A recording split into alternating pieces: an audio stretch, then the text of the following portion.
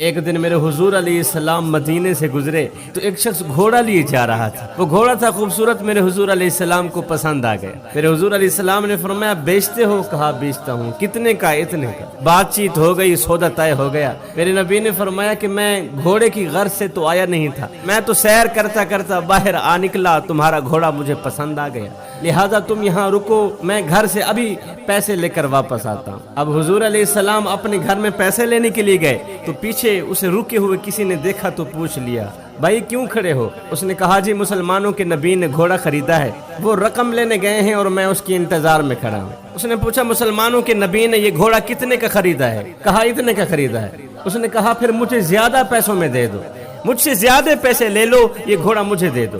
اس نے کہا اب تو میں سودا طے کر چکا ہوں, بات چیت ہو چکی ہے, وہ پیسے لینے کے لیے گئے ہیں. کہا کوئی بات نہیں, مکر جانا.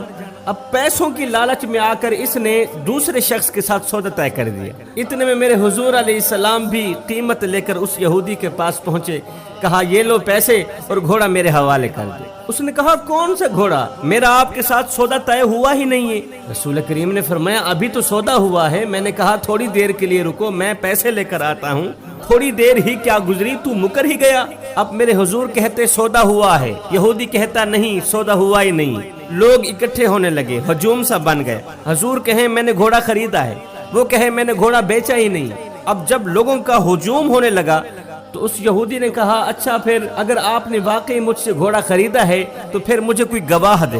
اگر آپ گواہ نہیں دیتے تو پھر میں قسم اٹھا کر کہتا ہوں کہ سودا طے ہوا ہی نہیں تھا.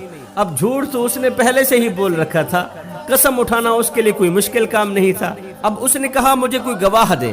بھری بزم تھی, لوگوں کا ہجوم تھا. اس نے گواہ مانگ لیا جبکہ اس وقت کوئی دیکھنے والا تھا ہی نہیں.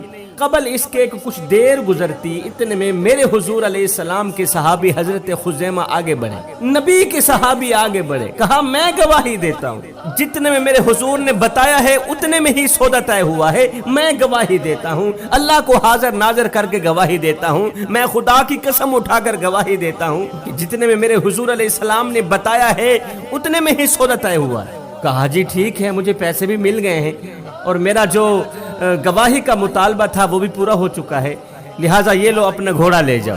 لوگ آہستہ آہستہ ہٹنے لگے. جب میرے حضور علیہ السلام چلنے لگے تو میرے حضور نے حضرت خزیمہ کی طرف اشارہ کیا, ذرا میرے پاس آؤ نا. نبی کا اشارہ دیکھتے ہی حضرت خزیمہ جلدی سے میرے رسول کریم کے قریب آئے.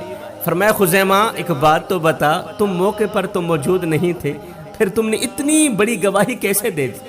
تم نے قسم اٹھا کر کہہ دیا, اتنی بڑی گواہی دے دی, جبکہ اس وقت مجھے اللہ کے سوا, میرے یار کے سوا مجھے کوئی دیکھ ہی نہیں رہا تھا.